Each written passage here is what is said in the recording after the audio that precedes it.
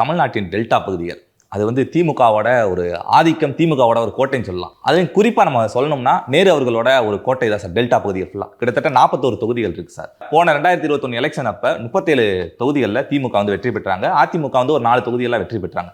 இப்போ அதிமுக வந்து அதில் நம்ம வந்து ஆதிக்கம் செலுத்தணும் அப்படின்றதுக்காண்டி 20 தொகுதிகளை வந்துட்டு அங்கே இருக்கக்கூடிய கூட்டணி கட்சியில் கூட்டு எப்படியாவது வெற்றி பெறணும், மிச்சத்தை நம்ம வந்து எடுத்து எப்படியாவது நம்ம ஜெயிக்கணும் அப்படின்னு ஒரு திட்டம் தீட்டுறதா செய்தி வந்திருக்கு சார்.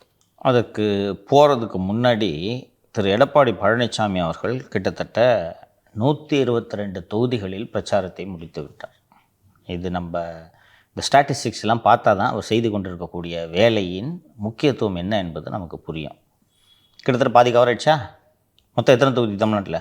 234 சார். 234. அந்த 234 பாதிக்கு மேலே கவர் பண்ணிட்டாரா? ஓகேவா? இப்போ இன்னும் 6 மாதம் இருக்கா?